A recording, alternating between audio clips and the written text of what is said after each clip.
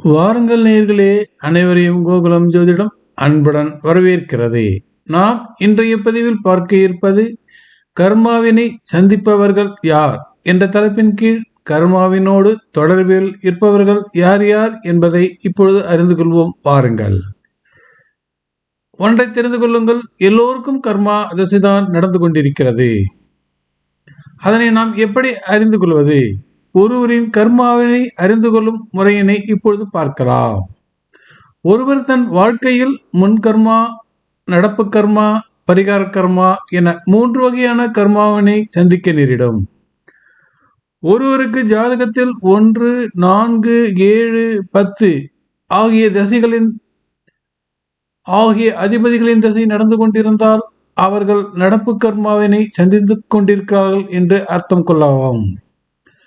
ஒருவருக்கு ஜாதகத்தில் 2, 5, 8, 11 அதிபதிகளின் திசை நடந்து கொண்டிருந்தால் முன் கர்மாவினை அவர்கள் சந்தித்துக் கொண்டிருக்கிறார்கள் என்பதாக அர்த்தம் கொள்ளுங்கள்.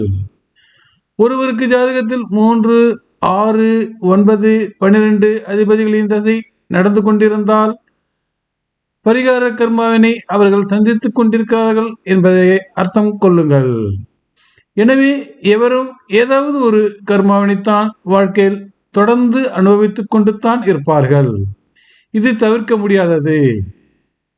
ஆனால் ஒருவர் எப்படிப்பட்ட கர்மாவினை அனுபவிக்கிறார்கள் என்பதை தான் நாம் இப்பொழுது அறிந்து கொள்ள வேண்டும். அதற்கு முன்னர் கர்மா என்றால் என்ன என்பதை தெரிந்து கொள்ளுங்கள். கர்மாவானது ஒருவருடைய மூளையில், அதாவது பிரெயினில் அவர்களுடைய முன்னோர்களின் வினைகள் அனைத்தும் பதிவுகளாக மொத்தமாக சேமிக்கப்பட்டிருக்கும். ஒருவருக்கு எத்தனை முன்னோர்களின் பதிவுகள் அவர்களுடைய மூளையில், அதாவது பிரெயினில் சேமிக்கப்பட்டிருக்கும் என்பதை இப்பொழுது பார்க்கலாம். வாருங்கள்.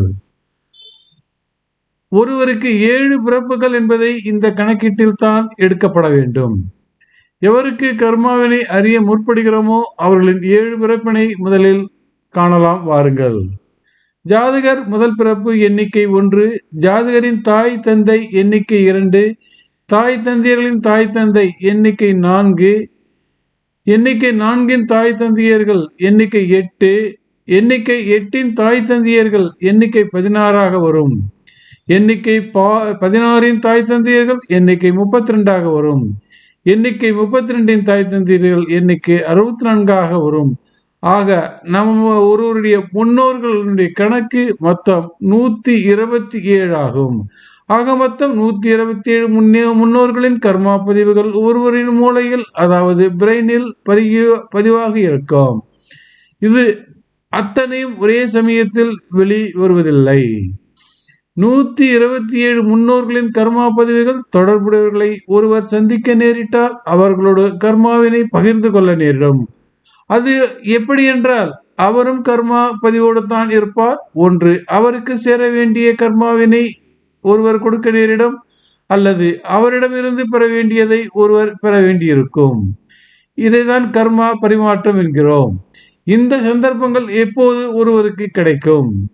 ஒருவரின் கர்மாதசையானது நடக்கும் பொழுது கர்மா தொடர்புகள் கிடைக்கும். எல்லோருக்கும் கர்மாதசை நடந்து கொண்டுதான் இருக்கிறது என்பதை முன்னரே சொன்னோம். எவரும் இதற்கு விதிவிலக்கல்ல. சிலருக்கு முன் கர்மாதசை நடக்கும், அதாவது 2, 5, 8, 11 வீடுகளின் திசைகள் நடந்து கொண்டிருக்கும். சிலருக்கு நடப்பு கர்மாதசை, அதாவது 1, 4, 7, 10 வீடுகளின் திசைகள் நடந்து கொண்டிருக்கும். சிலருக்கு பரிகார கர்மாதசை நடக்கும், அதாவது 3, 6, 9, 12 வீடுகளின் திசைகள் நடந்து கொண்டிருக்கும். சிலர் நினைக்கலாம், கஷ்டப்பட்டு கொண்டிருப்பவர்களுக்குத்தான் கர்மாதசை நடக்கிறது என்று நினைத்துக் கொண்டிருப்பார்கள். சிலர் கர்மாதசை என்றால் துன்பங்களை தரும் என்றும் நினைப்பவர்களும் உண்டு. அதாவது தீய முன்கர்மா தீய பலன்களை கொடுக்கும், அதாவது 8, 11 வீடுகள் தீய பலன்களை தரும். சுப முன்கர்மா நற்பலன்களை கொடுக்கும், அதாவது 2, 5 வீடுகள் நற்பலன்களை தரும். தீய நடப்பு கர்மா தீய பலன்களை கொடுக்கும், அதாவது 7, 10 வீடுகள் தீய பலன்களை தரும். சுப நடப்பு கர்மா நற்பலன்களை கொடுக்கும், அதாவது 1, 4 வீடுகள் நற்பலன்களை தரும். தீய பரிகார கர்மா தீய பலன்களை அடையாளம் காட்டும், அதாவது 9, 12 வீடுகள் தீய பலன்களை தரும்.